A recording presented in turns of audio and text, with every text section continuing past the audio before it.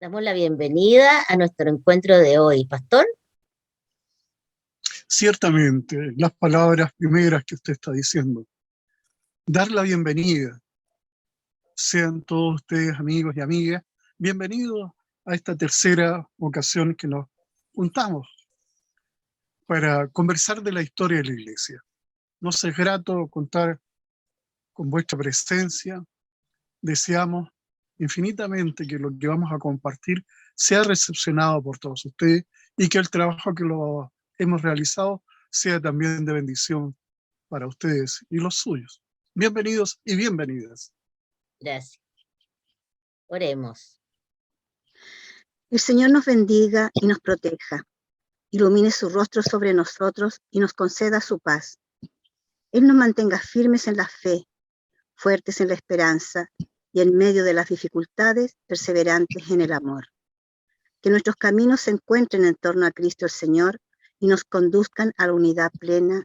Amén. Amén. Amén.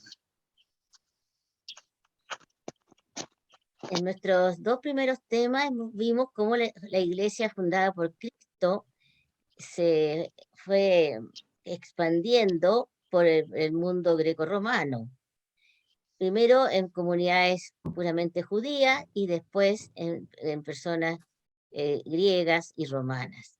Por eso los apóstoles se reunieron en el Concilio de Jerusalén y conversaron, dijeron que los no judíos no debían ser circuncidados y cumplir ciertas normas solamente de los animales, la sangre de los animales y cosas así. Después los apóstoles se dispersaron por el mundo, fueron martirizados, pero la fe cristiana fue creciendo en comunidades a lo largo del Imperio Romano, llegando hasta Roma, la capital del imperio. Ahí, en este siglo I, hacia los años 60, reinando el primer emperador, el emperador Nerón, el último de los emperadores de la familia Julio Claudia, se inició una persecución. Y la pregunta que nos hacemos, ¿por qué estos hombres sencillos, fraternos, que vivían en paz con todo el mundo, eran perseguidos? Eso nos contará el pastor Pedro. En realidad sorprende nosotros y nosotras. Sí, pero ¿cómo? Como usted bien lo ha dicho, si son personas piadosas, generosas, bondadosas, fraternas, justas, ¿cómo es que van a sufrir persecución? La respuesta tiene que ver en el orden cultural, en el medio en que estaban esas personas con sus propias situaciones de vida.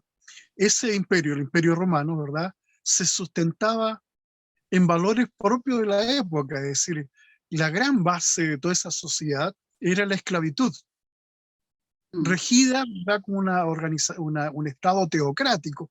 Las autoridades, ¿verdad?, son puestas por la divinidad o ellos mismos, ¿verdad?, también quieren ser reconocidos como tales. Comienzan entonces estos hombres y mujeres solidarios a expresar que el amor de Cristo se tiene que hacer visible.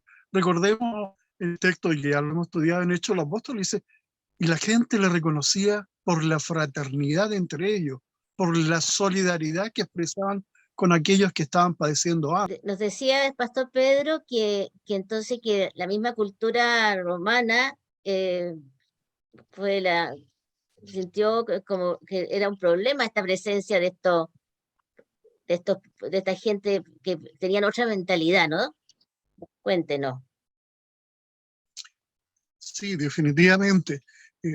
Ellos que son hombres y mujeres conversos, que se convirtieron, ¿verdad? Y en ellos está la novedad de vida. Y esa novedad no puede quedar solamente en ellos, deben compartir en palabras, en gestos, en silencio y generando nuevas prácticas. Una de las prácticas que va a sorprender es que, en definitiva, ¿verdad?, en esto de la sangre que le habían dicho, ¿se recuerdan? No comerán, no derramarán sangre. Eso tiene sus implicancias mayores.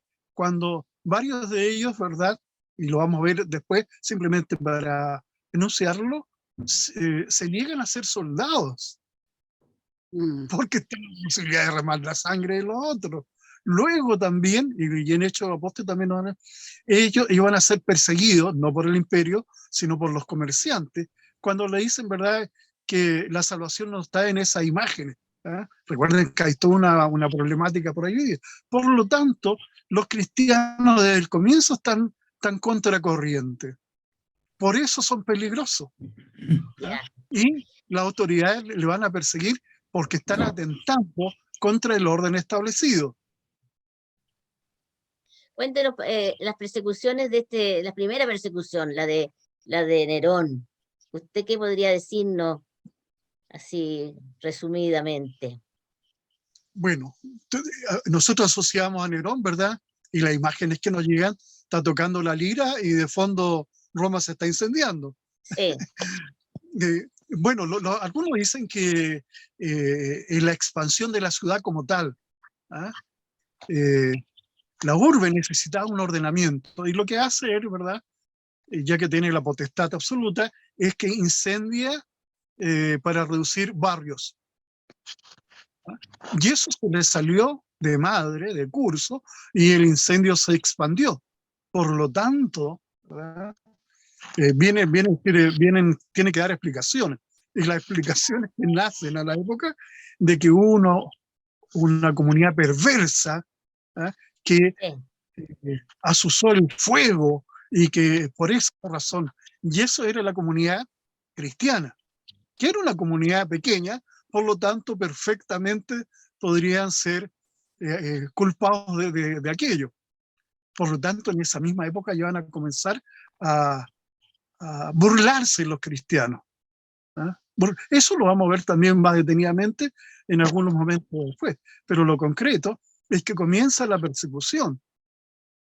Comienza la persecución por ser personas que atentan con el buen orden. Y eso va a exigir de ellos, ¿verdad? Va a haber también un exilio. Salen. Ahora será la diáspora de los cristianos que salen de Roma. Las cartas pastorales nuestras de Pablo, ¿verdad?, hace mención de aquellos también. Entonces nosotros estamos en una situación especial. Persecución.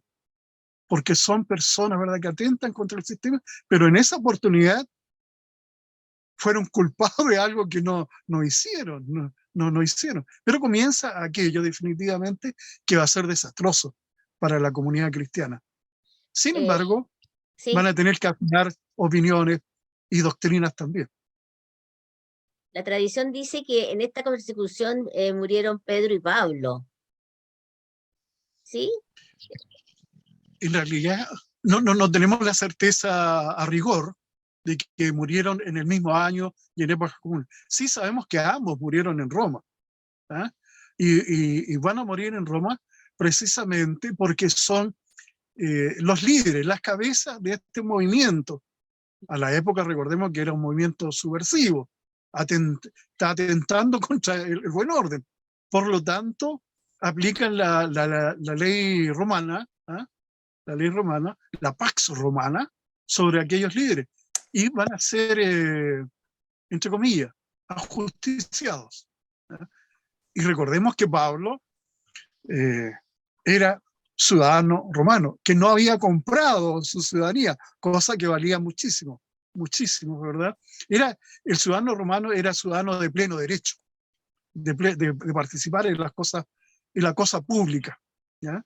Frente a eso, entonces, él va a ser sentenciado a muerte y le aplican la piedad. ¿Y cuál es la piedad?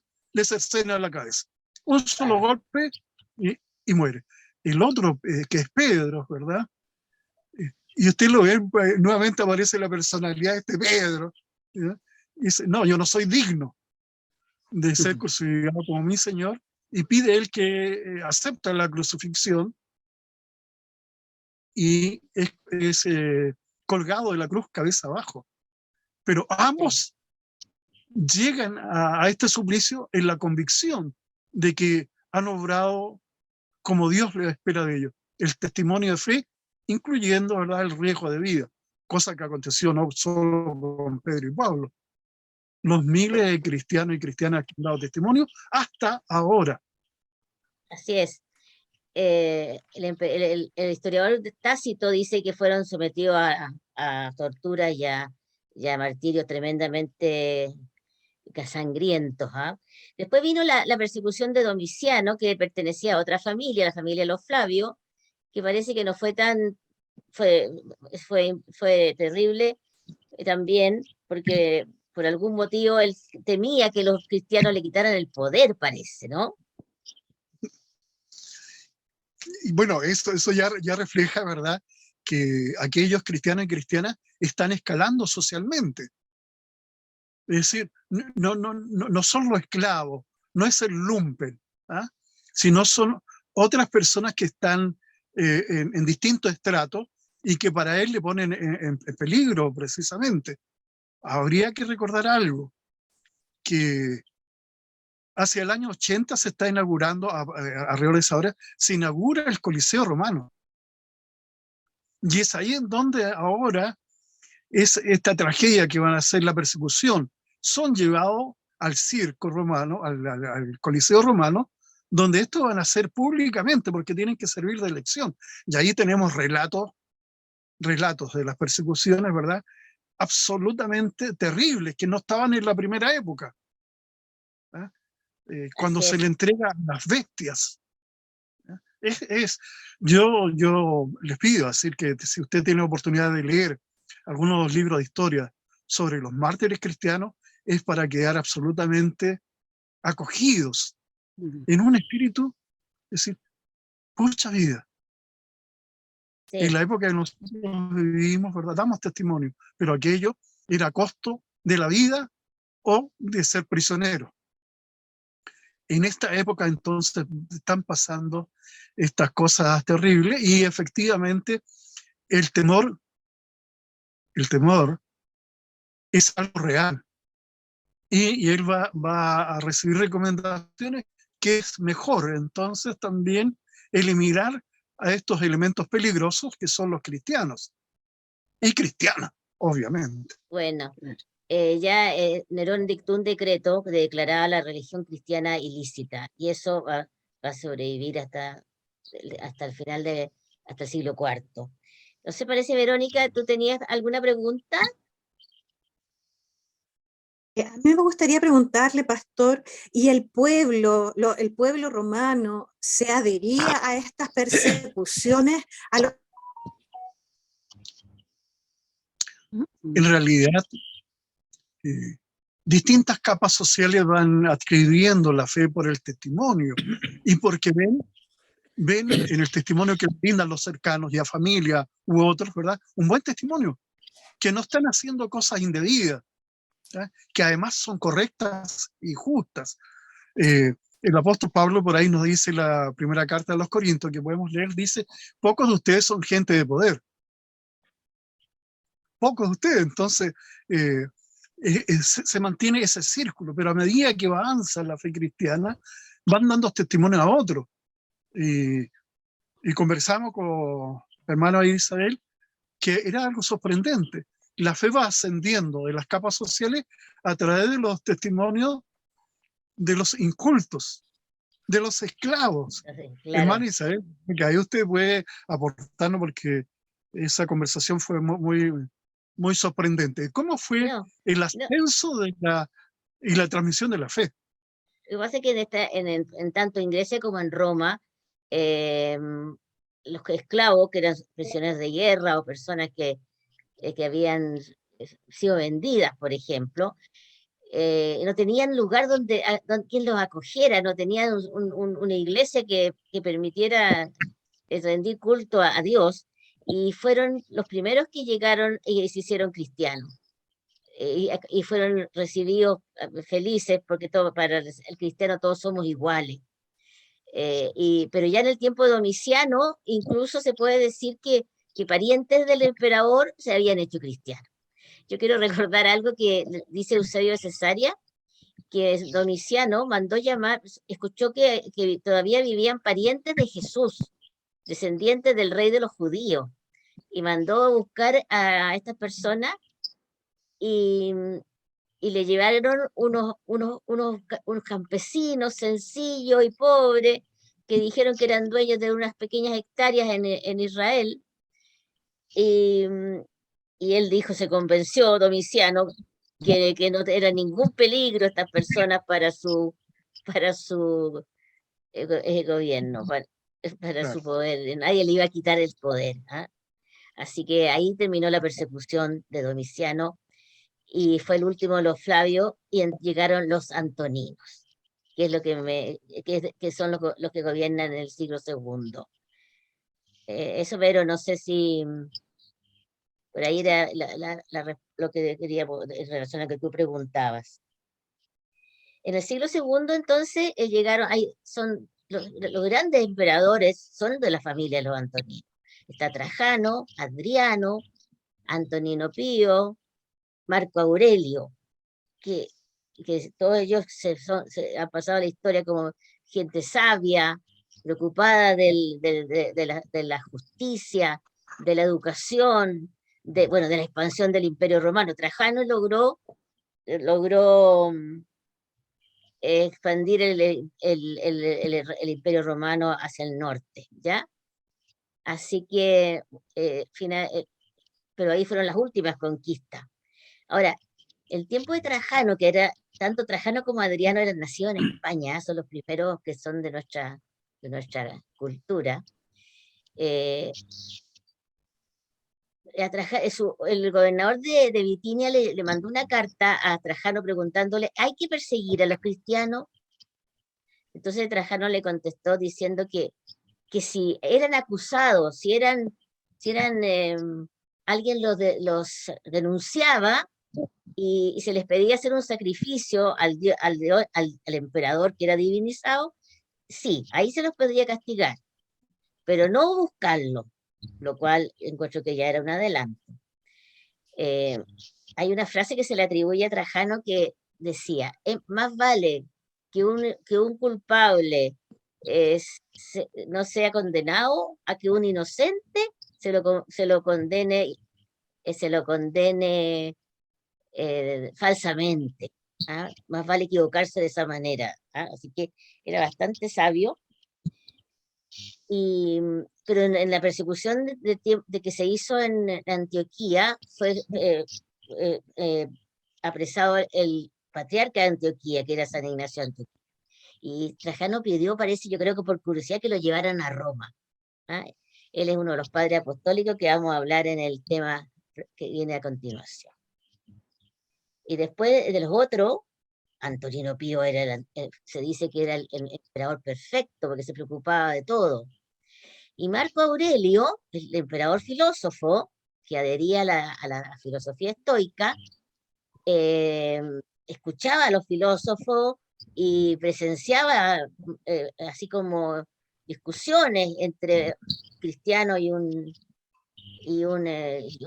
de su línea filosófica, y él condenó, por ejemplo, a San Justino en Roma. Así que en esa época hubo persecución en Roma, en Cartago y en León, Francia. Así que ya la fe cristiana había llegado a regiones muy, muy lejanas. ¿Ah? Así que en Cartago, donde fueron martirizadas Perpetua y Felicidad, que a Silvia le gusta, ambas habían tenido hijitos, una tuvo la guaguita en la cárcel, y su padre a la otra la quería obligar a apostatar para que cuidara a su hijo, y decía, no puedo, soy cristiana. Y a pesar de que eran catecúmenos. ¿Ah? Entonces, realmente, estos grandes emperadores no hicieron una persecución total, sino que era esporádica y en algunos sectores de su imperio. No sé si alguien quiere preguntar algo. Sí, Pastor Eduardo. De acuerdo a lo que usted comenta, creo que estamos frente a hombres muy sabios, ¿cierto? Positivo y propositivo. Entonces lo que a mí me surge como pregunta, siendo ellos tan sabios, tan estudiosos de la realidad, de la historia, ¿por qué perseguían entonces a los cristianos? Mire, interesante lo que usted pregunta. ¿Ya?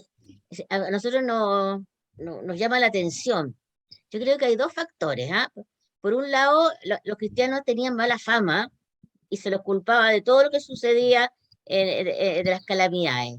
Si había una peste, si el río se inundaba la ciudad, si llegaban algunos enemigos y atacaban, todo eso se los culpaba a estos cristianos que esta religión ilegal, digamos. Pero también había la mentalidad de estos emperadores, un sentido de superioridad cultural.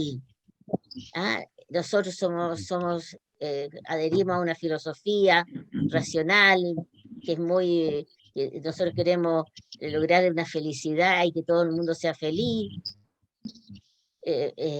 pero veían a estos cristianos que además los acusaban de que comían sangre humana, de que hacían orgía, sexto y cosas terribles. Entonces, y a pesar de que escucharon a los que defendían las apologías, ellos no entendían, no estaba como dentro de su mentalidad esta manera de pensar cristiana, a pesar que si uno escucha a Séneca, que era estoico, tiene muchas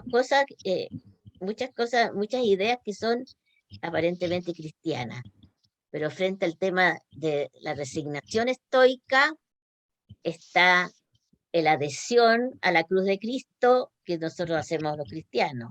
¿Ah? Es como otra connotación. ¿Ah? Y eso podrías decir sobre eso. Gracias. Bueno, y llegamos al siglo III, que es un tiempo de guerra, de emperadores que son elegidos por los militares, por las legiones romanas, un tiempo de guerras civiles. Cuéntenos, Pastor Pedro, ¿qué impresión tiene usted frente a esta época del siglo III? Nosotros ya estamos, ¿verdad?, iniciando el año 201 en adelante, siglo III. Podemos varias situaciones. Yo creo, hermana María Isabel, que tenemos que volver a repetir lo que dice, que la persecución no fue la misma en todos los lugares ni a la misma época, ¿ya? Por lo tanto, dependía de quién estaba como magistrado, ya sea del propio Senado o de los militares, ¿ah?, del cuerpo militar. En esa relación precisamente es que iban aconteciendo muchas situaciones, pero también, ¿verdad?, tenemos que estar muy atentos a expresar lo siguiente.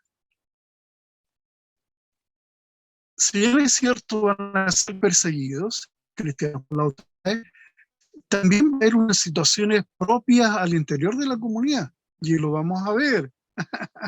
Los maestros apologistas, ¿ya?, que van a surgir y que nosotros podemos ver que había situaciones por la propia expansión de la iglesia. La propia expansión de la iglesia comienza a haber situaciones de crisis interna. Van teniendo no existe todavía, ¿verdad?, lo que ustedes, ¿verdad?, en la escuela de la fe lo han dicho, la cristología. Es un proceso, ¿verdad? Y ahí entonces se empieza a dar cuenta de que es necesario que la fe fuese educada. En la ausencia de los apóstoles, luego de los discípulos apóstoles, va creando precisamente situaciones complejas. Está la libertad para expresarse, sin embargo están complicando a las comunidades cristianas. Eso por una parte. Lo otro que es importante, que el liderazgo no estaba en todas partes iguales.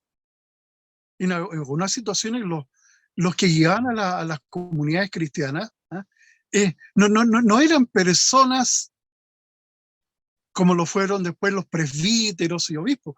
Había distintos liderazgos. Frente a esa situación, entonces, este siglo va a ofrecer desafíos importantes que tienen que ver con inicios de las definiciones. En el siglo anterior, el tema era, por ejemplo, uno de los temas, hay varios, era el canon, cuál era la Sagrada Escritura.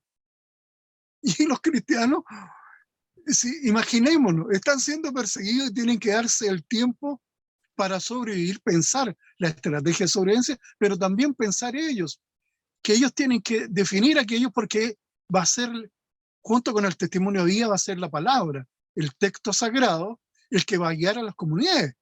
¿Es sorprendente o no? Claro, yo lo digo ahora, es decir, aquellos hombres y mujeres tuvieron esa convicción de que junto con Sí. testimoniar la vida había que dar el testimonio a través del texto, el Sí. canon que todavía nosotros tenemos. Por lo tanto, una situación, las situaciones son dinámicas, contradictorias, pero definitivamente siempre es un desafío. Lo fue ayer y lo es hasta hoy. Tenemos nuestras propias situaciones de alta complejidad nosotros también a esta época y tendremos que resolver. Yo creo que la iglesia estaba en una situación especial. Yo acabo de leer un librito muy importante, les leo el título, terminé de leerlo, ¿sí? Mártires de Cristo. Es conmovedor leerlo. Hay algunos relatos que son, en términos más que relatos históricos, son leyendas, son mitológicos, pero ayudan el trasfondo, si podemos ver.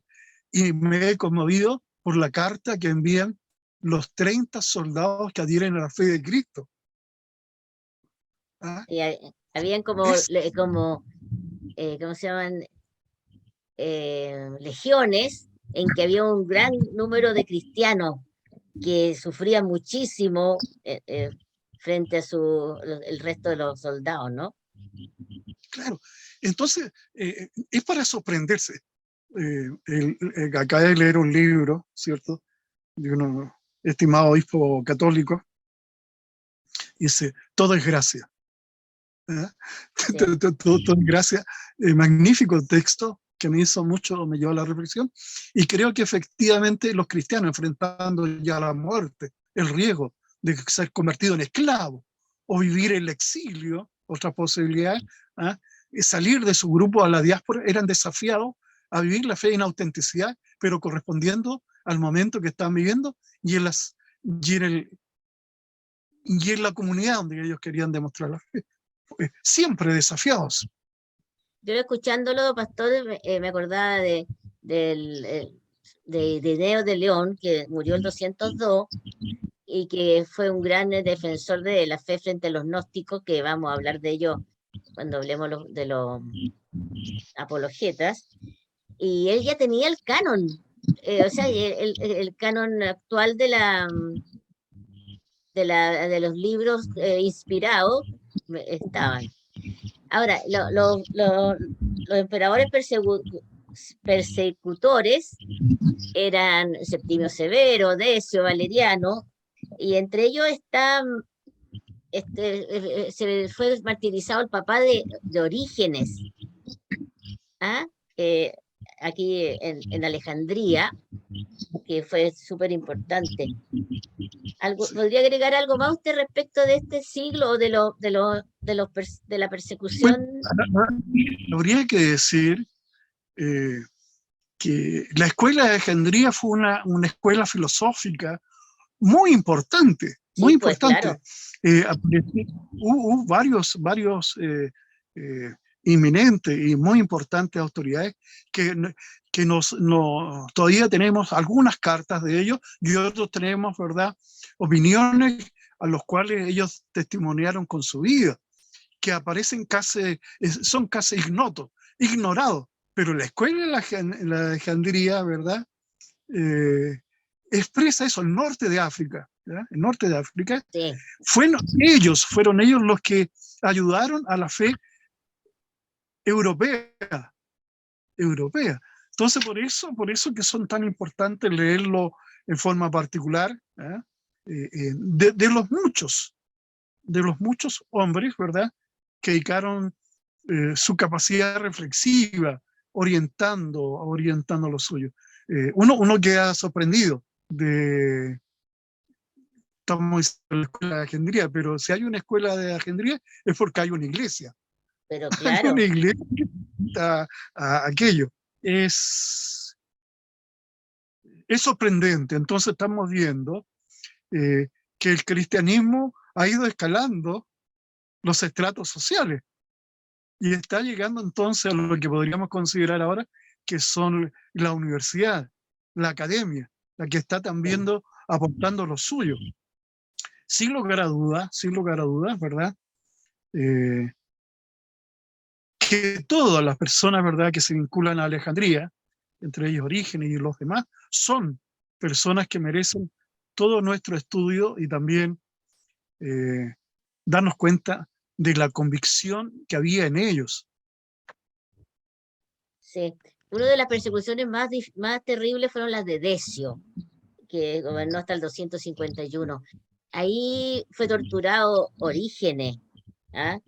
Pero yo quería, no sé, parece que Silvia quería saber algo respecto de los que apostataban. No sé, Silvia, ¿tú ibas a preguntar algo?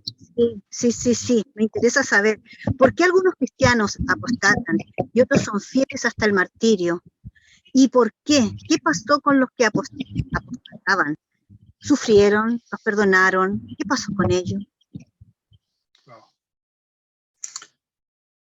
Hermana Isabel, ¿quién empieza a responder esta importante pregunta que podemos formularla en tiempos presentes también? ¿Ya? Claro. Hermana Isabel.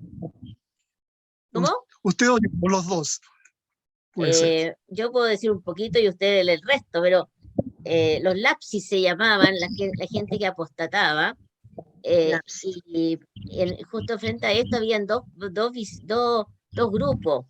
Los rigoristas eran aquellos que decían no, estas personas que no fueron capaces de ser fieles frente a una persecución no merecen volver a la iglesia.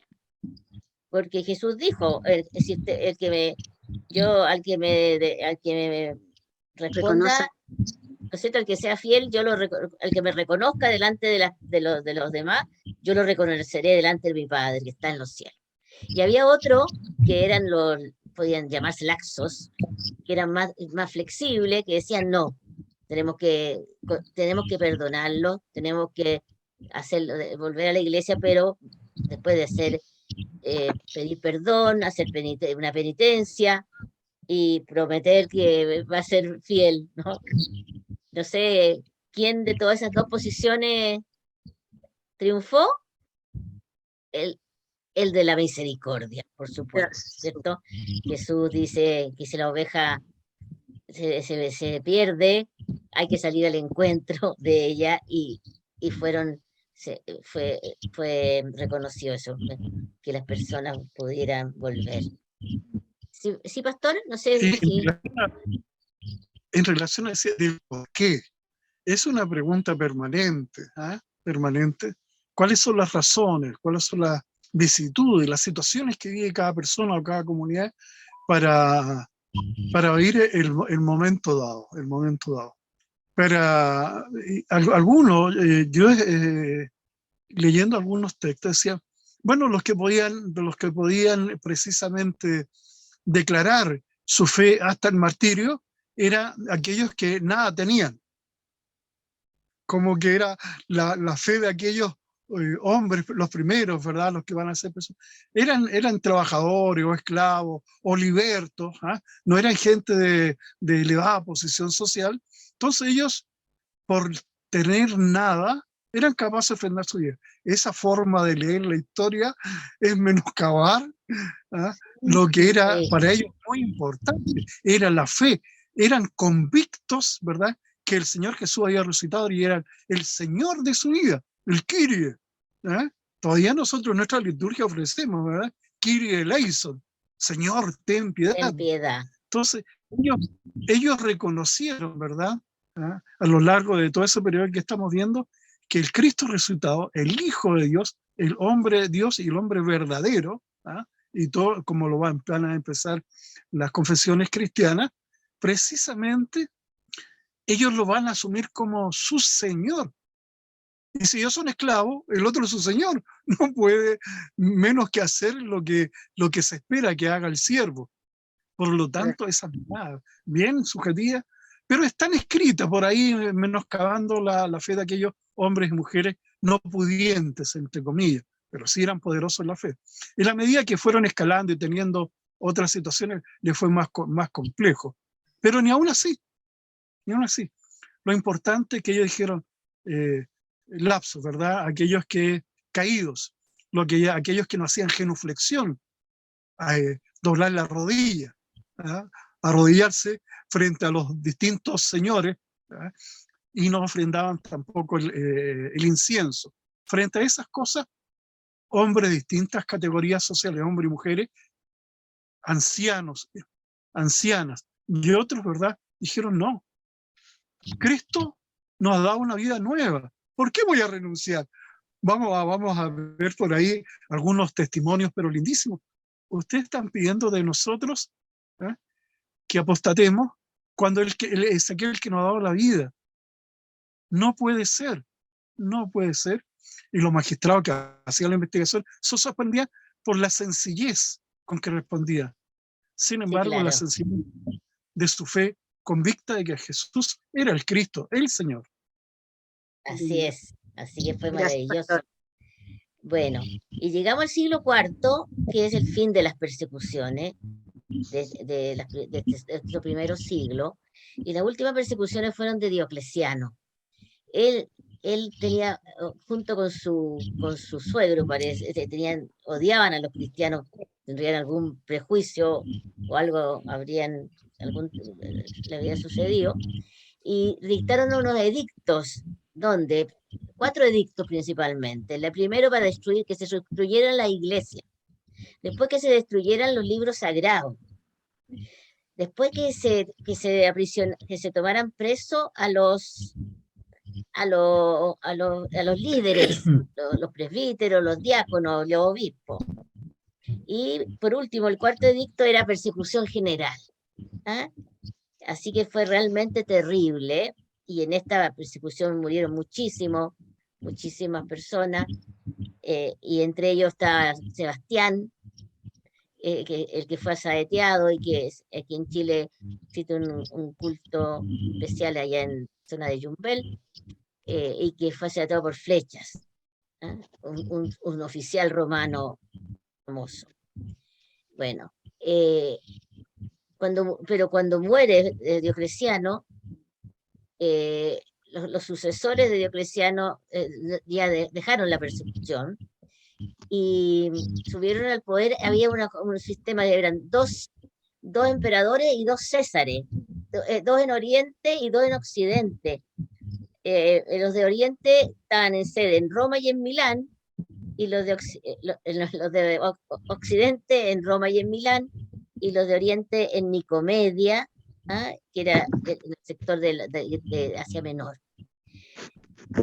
Bueno, y cuando subió al poder Constancio Cloro, que es el padre Constantino, ya no había persecución.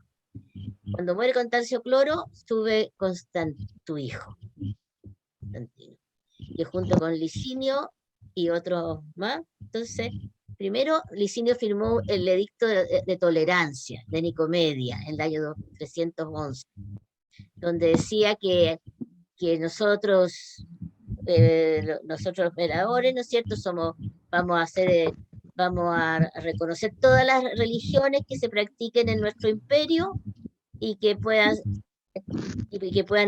nuestros súbditos oren por nosotros, ¿ah? Así que era un poco interesado este Nicomedia. Y después, el 313, el famoso edicto de Milán, 313, en que Constantino,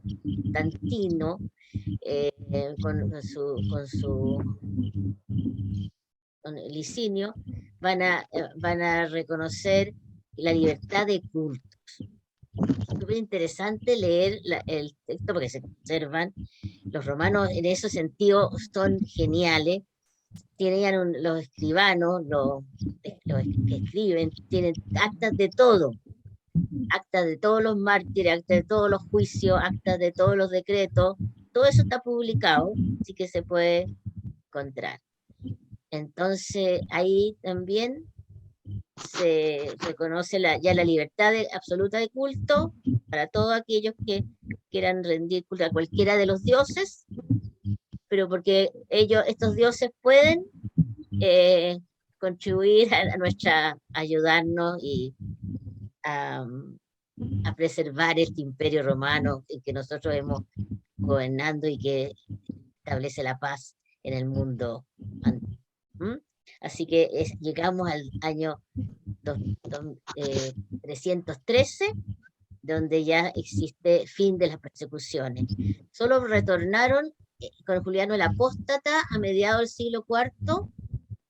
Juliano el Apóstata había sido bautizado, pero él no estaba muy convencido y se rebeló en contra de Cristo y de sus seguidores, ¿no? Hasta que murió y, según dicen, las últimas palabras fueron: venciste Galileo, de una cosa muy, muy tremenda escucharla. Eso podríamos decir de las últimas persecuciones. No sé si hay alguna pregunta. ¿Sí? Pastor. Disculpe que me había muteado, pero ante esta parte de la historia de la iglesia, y como usted la menciona, en términos de la evolución y el reconocimiento de los emperadores hacia el cristianismo, ¿podríamos entonces nosotros calificar o considerar a Constantino como un ente positivo para la iglesia cristiana? Yo creo que no cabe la menor duda que la libertad de culto es positiva, ¿no es cierto? Porque son libres de practicar la fe. Ya no, a nosotros se nos olvidó mencionar las catacumbas, pero en los primeros siglos los cristianos se reunían en las catacumbas, que eran estos cementerios subterráneos que había en Roma y yo creo que en otras ciudades. ¿Ya? Y ahora no, pues ahora libremente. Eso no cabe la menor duda. Se mejoraron las costumbres, se empezaron a eliminar esos juegos violentos, sangrientos del Coliseo. El Estado donó liberó a los presbíteros de funciones civiles para que tuvieran todo el tiempo del mundo para hacer su misión. Yo creo que no cabe la menor duda de que sí. Y como Constantino era un político genial, se dio cuenta que a pesar de que los cristianos eran como el 10 o 15% de la población de su imperio,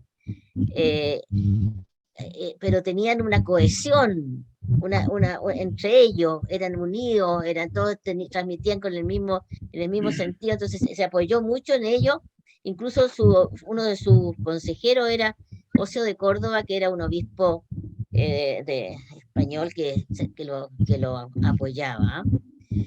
Pero también, como todas las cosas tienen su lado negativo, él, yo creo que intentó manejar la iglesia para su objetivo.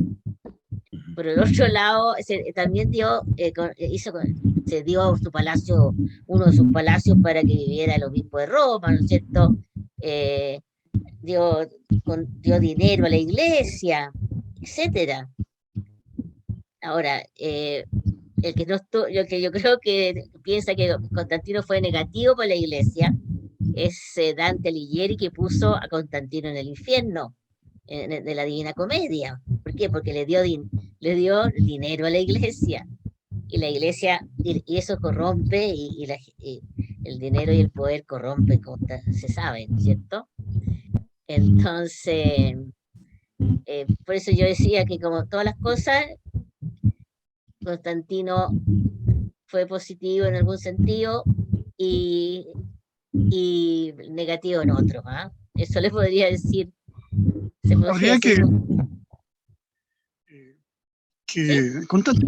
Constantino es un político. Sí, claro.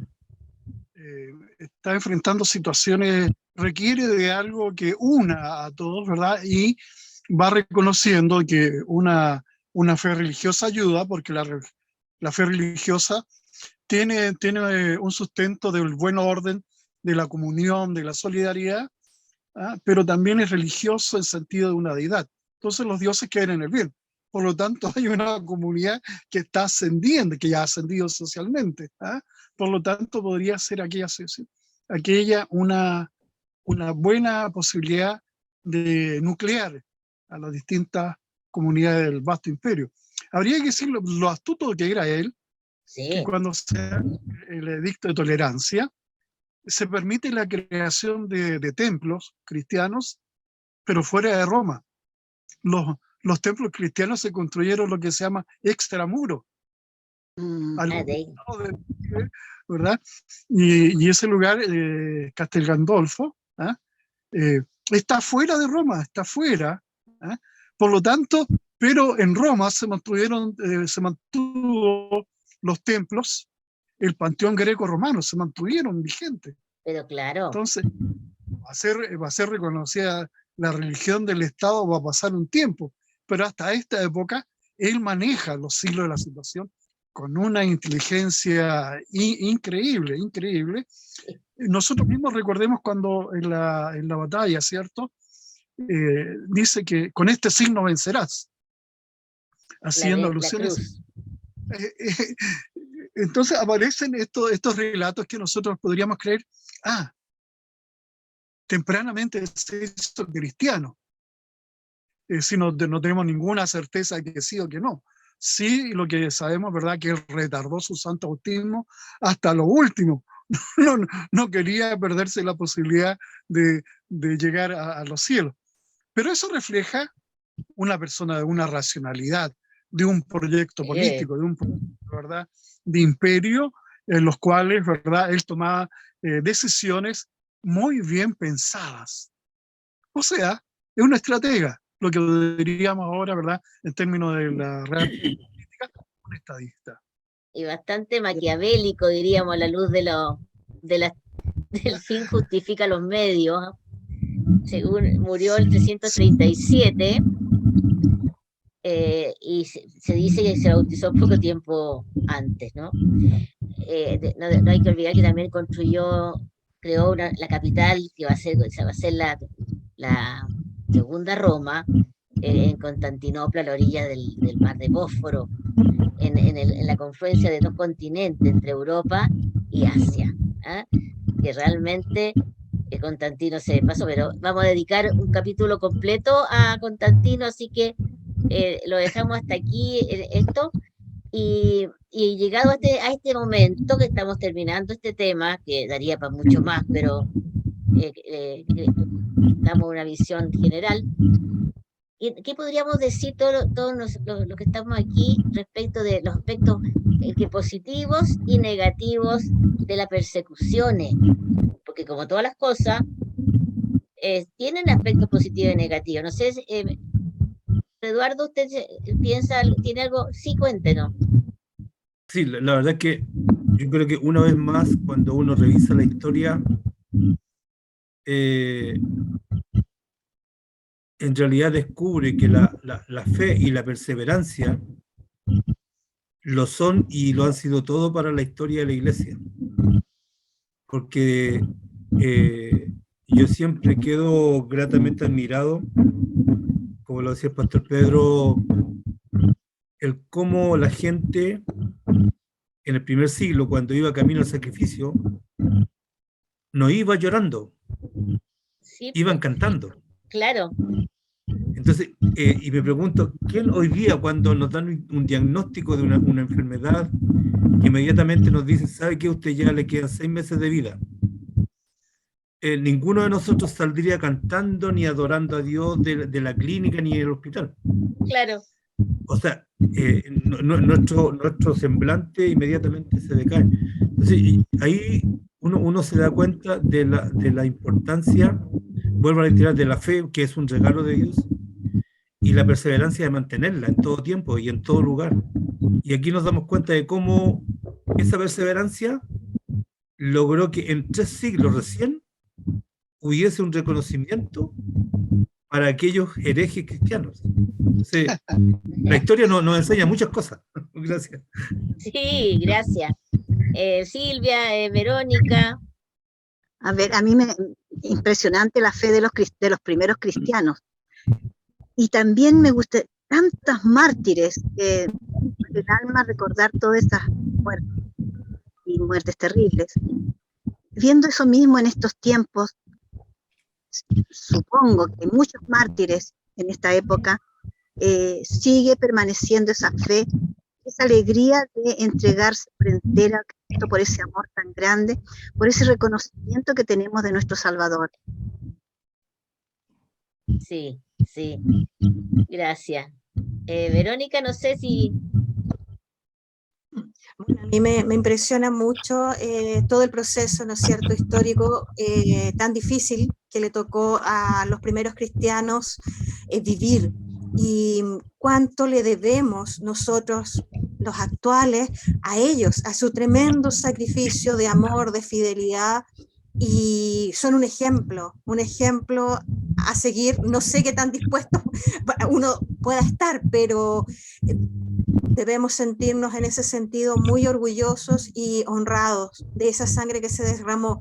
Siguieron a su maestro hasta la muerte, al igual que el maestro lo hizo por nosotros. Así que alabado sea Dios por eso. Alabado sea Dios. Gracias, Vero. Pastor, Pedro, ¿algún aspecto final? Yo coincido con lo que han dicho Eduardo y nuestras hermanas. En pleno coincido. Creo que la historia también ofrece lecciones. Una de las cosas que a mí me resulta gratificante es irme más allá, no solamente aquellos que sucumbieron en el martirio real, sino aquellos que tuvieron que salir fuera, porque están siendo perseguidos, obviamente tienen que resguardar la vida. Y donde ellos fueron, dieron testimonio de su fe. Por lo tanto, la misma situación de persecución permitió que la iglesia naciese en otros lugares. Eso es increíble. En un lugar como que quieren hacerla morir la iglesia, y la iglesia está resurgiendo en otros lugares. Y lo que me impresiona también es la disposición de tantos hombres y mujeres a que su fe fuese educada, ¿ya? Fue necesario entonces que hubiesen hombres y mujeres que enseñasen que no solamente había que ir al cadalso, sino, ¿verdad?, por qué iban allá, porque tenían curso testimoniar su fe con aquellos que estaban cerca. Y bien sabemos, los que hemos tenido el privilegio de estar ahí en la cárcel de Roma, estando Pedro y Pablo, ¿verdad?, se convierten los carceleros y los guardias a la fe cristiana. Es decir, donde están testimoniando del amor y de la gracia de Dios. Eso para mí es conmovedor. Eso, hermano Ari. Ya, muchas gracias. Sí, por eso Tertuliano acuñó una frase increíble que hasta el día de hoy le recordamos, que dice: la sangre de los mártires es semilla de nuevos cristianos. Y eso ha sido, su fidelidad es admirable. Y ahora, ¿qué pasa cuando terminan las persecuciones y ya uno no arriesga su vida si se bautiza y adhiere a esta fe? Entonces los historiadores están de acuerdo en decir que bajó, se disminuyó la calidad de la práctica de la fe. Se hizo, como la persona se acomodó, se hizo más toda la vida más confortable, ¿no es cierto? Y eso nos ha jugado en contra y nos sigue jugando hasta el día de hoy. Por eso la hermana Isabel, la fundadora de la Piedra Blanca, decía que un obispo de belga, el primer ministro le preguntó: dígame, primer ministro, dígame, señor obispo, ¿qué quiere que yo haga por usted? Y el obispo le contestó: una buena persecución. Una buena persecución. La única que es la manera de fortalecer la fe, ser capaces de ser fieles, porque si somos fieles en las cosas fáciles, no nos cuesta nada, pero ser fiel en lo difícil, eso sí. Bueno, estamos terminando este tema tan interesante que llamamos El Imperio Romano se enfrenta con los cristianos, tema tercero. Queremos despedirnos y antes de la oración final, decir si alguien tiene alguna duda, tiene algún aporte, nos escriba a nuestro correo. Una es la iglesia@gmail.com y háganse esta pregunta: si soy un cristiano fiel a lo que Cristo nos enseñó, ¿sería capaz de salir feliz día, como decía el pastor Eduardo, que me dijera, mire, usted ya le quedan 3 meses de vida, así que alégrese, alégrese? ¿Seríamos capaces? Preguntémonos. Bueno, te damos gracias, Señor, por nuestra iglesia, la iglesia que tú fundaste para que anunciáramos el reino a todas las naciones del mundo. Te pedimos por todos aquellos que son perseguidos por sus ideas, por defender la vida. Ellos son tus testigos que nos animan a seguir con la misión que tú nos has dado en este mundo secularizado en que nos toca vivir y que se ha olvidado de ti y no sabe que te necesita. Danos la fortaleza y envíanos los dones del Espíritu Santo para ser fieles a la misión. Te pedimos, todo esto te lo pedimos a ti, Padre, que vives y reinas por los siglos de los siglos. Amén. Y los invitamos a ver un video grabado en el Encuentro Mundial de la Juventud del año 2005 en Colonia, donde se presentó una obra de teatro maravillosa en que muestra a los mártires del siglo XX. Los mártires del siglo XX son millones. Los de los primeros 4 siglos son muy poquitos al lado de los mártires del siglo XX por ideología, por asuntos políticos, etc. Así que los invitamos a ver este hermoso video que les vamos a proyectar a continuación para terminar. Y nos despedimos y nos vemos en nuestro próximo tema. Que el Señor los bendiga a todos ustedes. Gracias, pastor. Gracias, gracias.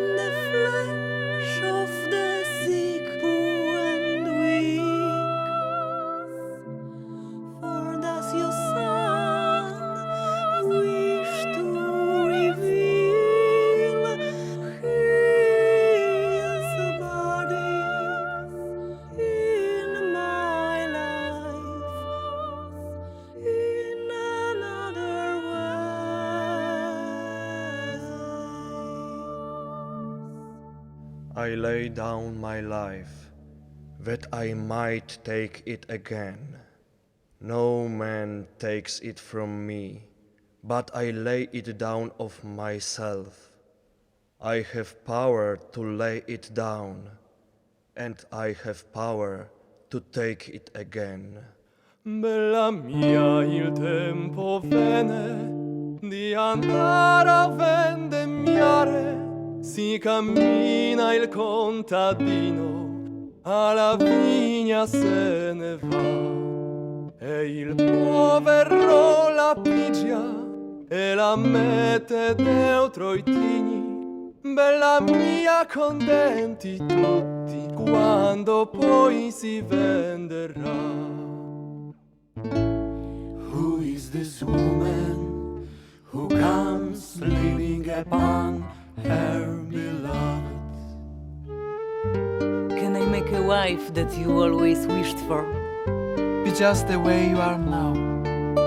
A brave woman who can find her husband's heart, may trust her. She does him only good, does not do any harm throughout all his life. I will never be able to thank God for you. God could not have let me meet anyone better. Our hands are God's hands in creation. Our children are the gratitude to Him. They will love and serve Him.